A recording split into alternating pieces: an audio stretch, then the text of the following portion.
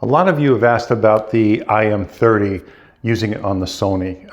I used it on the Leica M11. It worked great. I had an issue with it, hitting me in the head because it's set back a little bit, but on the Sony, it was fine. It worked fantastic. With a single pin flash, you can use it on any camera system, but it's only going to be manual mode. And in manual mode, this thing worked fantastic. So I just wanted to put that out there because everybody was asking about it. I love the flash. It actually recycles a little faster than the FUJIFILM EF-X20, which this could replace for a lot of people. Rather than spending $500 on a used model, you can spend $35 on this. The more I use this, the more I appreciated the price, because it's stunning for $35. Well, it's a stunning flash no matter what. I mean, I love the EF-X20 for $500, but I can definitely see replacing it with one of these or two of these. The other thing is they have the S1, S2 on here, which is the Sync 1, Sync 2. So if I was using one of these on camera and I was hand holding another one, I'd put this to S1 mode and I'd be able to set this flash off with the camera flash. And if you're using like a Godox V1 or a Sony flash in TTL mode, you set this to S2. It ignores that first flash, that initial flash, and then sets this off. So you can use this as a remote flash. I mean, can you just imagine having a bunch of these in your bag and putting them everywhere to light a scene with this tiny little thing that is only $35? Now, I did the whole shoot, which was quick, admittedly, but this is my second shoot on these AAA batteries. No issues. I use rechargeable. They last a long, long time. And I was in between 132nd, 1/16. I think I went up to 1/8 a couple times when I was back a little further, but that was it. The only other issue I had, I'm using the Tamron 28-75, and the lens hood cast a shadow. I took the lens hood off, no issues, worked fine.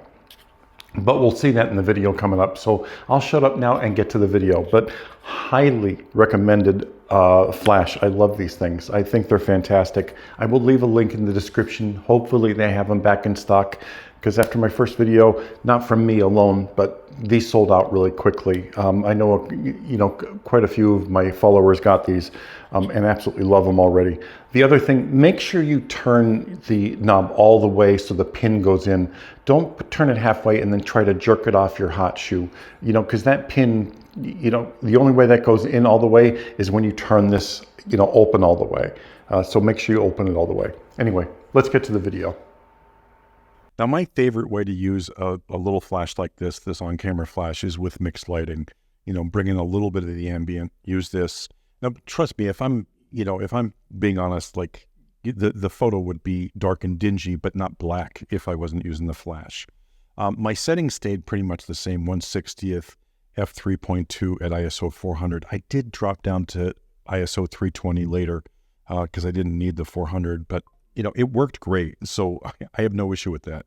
So this is I'm actually shooting with the 135 right now, which I had no issues with whatsoever. And I still stayed at 3.2. I didn't have to drop down to 1.8 or anything. It just worked. But, here's the thing. I switched over to the Tamron 28-75. And the issue that I have, I'm going to show you a vertical shot first so you can actually really see it. That little shadow over there on the right side, that's the lens hood. So if you're shooting wire angle with this, you're going to get the lens hood in. If you zoom in, you won't have that issue. But since I didn't want the lens hood in the photo, I'm just going to take the lens hood off, and then I won't have an issue whatsoever. You can see it there down the bottom again. That's just the lens hood casting a shadow. Take it off, and you can shoot at wide angle to 28 all the way to 75 without the issue. So that's the first thing. The other thing is this will work with any camera system because it's a one-pin manual flash.